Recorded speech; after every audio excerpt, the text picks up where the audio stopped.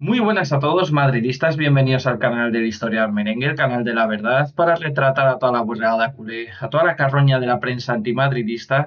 Y en el cuarto vídeo del día de hoy, pues vamos a repasar una serie de sucesos o noticias que ha recogido en este caso Footballgate con respecto al mayor escándalo de corrupción en la historia del fútbol español y que se entiende pues todavía más en este caso cómo un club decidió pagar al vicepresidente del cártel técnico de árbitros para tener controlado al estamento arbitral. La verdad es que lo que ha publicado hoy Footballgate, que ya se sabía de antes, pero que casualidades de la vida toda esa prensa de los medios deportivos que hace numerosas investigaciones de forma totalmente exhaustiva contra todo lo que tiene que ver Florentino Pérez y el Real Madrid, en este escándalo, el mayor escándalo de corrupción en la historia del fútbol español, parece que ha mirado a otro lado. Y menos mal pues que han aparecido cuentas como Footballgate, que luego también tenemos a youtubers del Real Madrid como Ricardo Ramos Neira, que han ido con todo en este escándalo de corrupción, también a Pepe Collins, por supuesto, y que han reflejado en este caso en qué consistían, ¿no?, esos pagos al vicepresidente de los árbitros. Espero que os guste el vídeo, que os suscribáis si no lo estáis, me dejéis un buen like, que activéis la campanita para no perderos ninguno de mis vídeos y sobre todo que me pongáis en los comentarios pues qué os parece esta forma de actuar del Fútbol Club Aloe Vera con los arbitrajes que reflejaba en este caso, ¿no?, lo demasiado bien que les trataban este club a, pues a este estamento arbitral. Ahora sí, empezamos con el vídeo. Bueno, pues lo que ha publicado hoy Footballgate resulta bastante llamativo. Yo no lo conocía, puesto que por aquel entonces tenía tan solo 5 años, pero la verdad es que me parece algo bastante llamativo que después de, con el paso de los años y tras descubrirse que estuvieron pagando estos sinvergüenzas al vicepresidente de los árbitros, pues quizá ya no sorprende tanto, ¿no? Pero esto es lo que ha sacado hoy Footballgate y que vamos a comentar en el día de hoy. En los años 2000, el Deportivo de La Coruña denunció que determinados árbitros, que según el club gallego habían favorecido al Barça, eran posteriormente invitados a arbitrar el trofeo Joan Gamper, al que calificaba como un premio para esos colegiados. Últimamente, en 2024, Xavier Estrada sostiene en su libro La verdad del caso Negreira que la designación de los árbitros para el trofeo Joan Gamper correspondía a José María Enríquez Negreira, entonces vicepresidente del Comité Técnico de Árbitros. Es importante destacar que los árbitros nos podíamos embolsar entre 4.000 y 5.000 euros por un partido amistoso. En cualquier caso, el que decidía qué colegiado era el elegido para arbitrar cada año el trofeo Joan Gamper en el estadio del Barça era simple y llanamente el vicepresidente del CTA el que no pintaba nada. El periodista Tomás Guas escribió en agosto de 2001 en el diario AS sobre la queja del Deportivo. Hay estadísticas que demuestran que los árbitros Gamper son muy rentables para el Barça. Durante la temporada, los mayores errores a favor del Barça los cometen árbitros Gamper. Y añadía, viene de los tiempos de Núñez, lo de usar el Gamper para reclutar voluntades. Que Dauden esté esta noche en el Camp Nou no es casual. Hay una historia detrás. El expresidente del Deportivo, Augusto César Lendoiro, fue más allá y declaró en una entrevista con Deportes 4 en 2019 lo siguiente. En su momento, el inventor de estos trofeos montados para equipos que te han ayudado, en su momento, el inventor de estos trofeos montados para equipos que te han ayudado a conseguir objetivos parte del Barça de Núñez y Gaspar. En 1993, el Tenerife fue el equipo invitado al trofeo Joan Gamper. Su presidente, Javier Pérez, recibió la medalla de oro y brillantes del Fútbol Club Barcelona. Posteriormente, en noviembre de 1994, Ángel María Villar, entonces presidente de la Real Federación Española de Fútbol, recibió la misma distinción. Ese mismo año, tras el histórico Depor Valencia que decidió la Liga, el Fútbol Club Barcelona invitó al Valencia a disputar el trofeo Joan Gamper. Josep Lluís Núñez entregó la medalla de oro y brillantes del club al presidente valencianista Paco Roig, quien agradeció al Barça haber dejado marchar a Zubizarreta. Ese mismo verano, además, el Fútbol Club Barcelona disputó gratuitamente el trofeo Naranja organizado por el Valencia. Esto es lo que soltaba en este caso el Deportivo La Coruña en el 30 de marzo del año 2000, el Gamper Premio para los árbitros, y habla de favores al Barça y centra sus críticas en Dauden.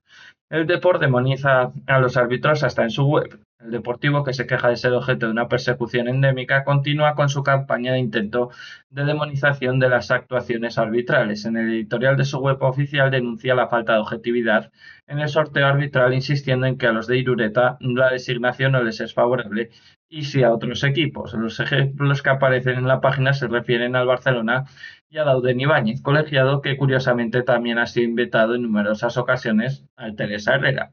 El Depor hace memoria y se remonta a los torneos Joan Gamper del 96 y del 99. En ambos casos existieron penaltis que favorecieron de forma sospechosa a los azulgrana. Explica, también mencionan un Mallorca-Barça de Copa en el que el equipo isleño acabó con 9 jugadores y los culés ganaron. Y luego tenemos aquí el artículo de Thomas Was del 11 de agosto de 2001, que es bastante reseñable y destacable y que vamos a comentar también. Un árbitro Gamper, lo titulaba así. Hoy se juega el Gamper en el Camp Nou y mañana el Ciutat de Barcelona en Montjuic. El Barça se trae al Parma y el Español al Olympiacos. La mayor diferencia está en los árbitros, sin embargo. El Camper lo pita Dauden Ibáñez, un clásico. El trofeo del Español es para Tellez, árbitro catalán nuevo en primera división. Los españolistas siempre piden árbitros catalanes para su trofeo. Piensa que como en la liga les impiden encontrarse el paisanaje, es un alarde de buena vecindad invitarles a su fiesta. El Barça no cree en eso. El Barça trae casi siempre árbitros no catalanes al Gamper, árbitros que sí le pitan después. Hay estadísticas que demuestran que los árbitros Gamper son muy rentables para el Barça. Durante la temporada, los mayores errores a favor del Barça los cometen árbitros Gamper. Abuela pluma le recordamos a Dauden, el de hoy 3 escandalazos a favor del Barça. Viene de los tiempos de Núñez, lo de usar el Gamper para reclutar voluntades. Que Dauden esté esta noche en el Camp Nou no es casual. Hay una historia detrás. Vamos, que al final lo que hacía esta gentuza era intentar ya desde el Gamper, antes de que comenzara la temporada, reclutar a esos árbitros que quizás en alguna jornada que se le pudiera complicar les beneficiaran. Lo cierto es que es una táctica cojonuda que les ha salido como anillo al dedo y luego todavía encima siguen yendo de víctimas, ¿no? O sea, es que es lo más cojonudo de todo esto, o sea, pero bueno, o sea, yo sigo alucinando con que no se hayan investigado esto mucho antes, que no lo supiese más gente todo esto, a mí me resulta bastante extraño. Como también, por ejemplo, como la Federación tapaba en este caso a la agencia tributaria que estaban investigando a Negreira, como también se aprobó de aquella manera esa asamblea que en este caso permitía que los delitos de corrupción pues prescribiesen antes de lo previsto. En definitiva, hay tantas cosas, hay tanta suciedad, hay tantas polémicas, tantos escándalos en este caso que lo menos probable es que el Barça sea la víctima, sino más bien todo lo contrario. Pero bueno. Y luego hoy también pues ha sacado Footballgate en este caso un nuevo artículo que de uno de los periodistas que destapó el mayor escándalo de corrupción, que fue Adrià Soldevilla, que explicaba en este caso la posible novedosa forma de retribución ilegítima a árbitros. No olvidemos que estos periodistas, más allá de sacar este escándalo de corrupción de la historia del fútbol español, tanto Soldevilla como Sique Rodríguez también intentaron por activa y por pasiva buscar algo relacionado con el Real Madrid, así que no se pongan ahora la medallita de periodistas de héroes en este caso, sino que más bien lo único que buscaron fue, además de sacar esta noticia, que el Real Madrid también pues hubiese pagado de alguna forma, ¿no?, al vicepresidente de los árbitros y le salió bastante rana porque no encontraron absolutamente nada. Única y exclusivamente hay un club en España que ha pagado al vicepresidente de los árbitros, que es el Fútbol Club Aloe Vera, que ha pagado supuestamente 17 años, pero a mí me da la sensación que esto lo han hecho desde mucho antes.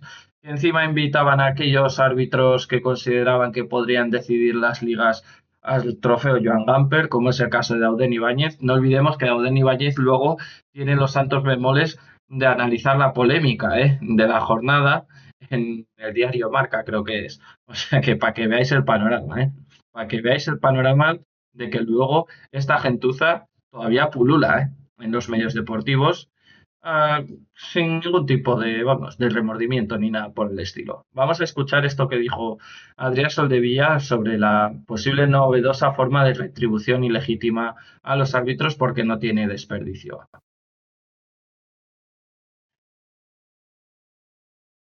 que el pago está acreditado, que los 7 millones están contrastados y a partir de ahí pues falta saber dónde ha ido el dinero y por qué se utilizó ese dinero.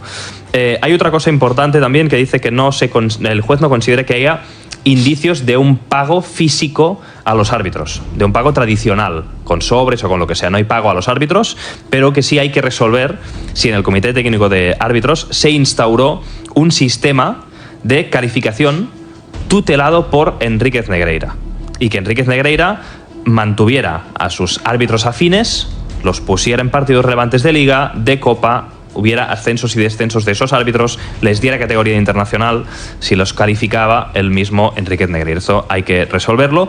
Y por último, se desestiman los recursos, por tanto no se emiten los recursos ni del Barça ni de Bartomeu, el expresidente del Barça, contra la personación del Real Madrid. No se emiten los recursos, por lo tanto el Real Madrid seguirá personado como acusación particular, como víctima, y dice el juez que cualquier equipo que haya competido contra el Barça se puede sentir víctima y por lo tanto puede personarse como acusación particular en el caso cualquiera de los equipos, aunque esté personada la Liga representando a todos los clubes. Si algún equipo considera que se siente perjudicado, puede presentarse y se va a admitir. Bueno, pues aquí ya habéis visto en este caso, ¿no? Cómo se corrompe un sistema arbitral. Porque hay mucha gente que sigue diciendo que todavía no se ha demostrado el pago a ningún árbitro, pero que es que eso es al final lo que no se está juzgando.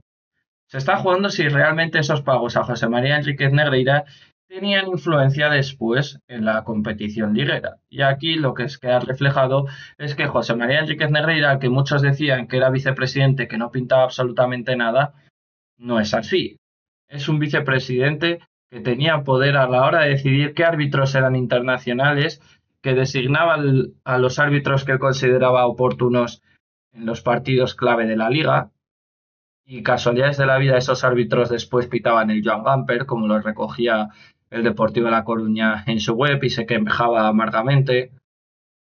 Y lo más grave de todo esto es que, lógicamente, todos los clubes que han competido contra el Fútbol Club Aloe Vera se pueden sentir perjudicados. Pero ¿cuál es el problema? ¿Por qué en este caso los clubes no se personan como acusación particular, salvo el Real Madrid? Porque tienen todas las de perder. Si tú ahora mismo, cualquier equipo de la liga, teniendo en cuenta la deplorable situación económica de la mayoría de ellos por culpa de un impresentable que gobierna esta mugrienta y corrupta Liga Negrera, que es el Javier Tebas, decides personarte como acusación particular, corres el riesgo en este caso de que puedas perder la categoría. Porque te van a ir a por ti, van a perjudicarte, porque esto funciona así. Ya vimos, por ejemplo, este año cómo Manolo González, el entrenador del Español en el derbi catalán, se quejó del árbitro que habían puesto.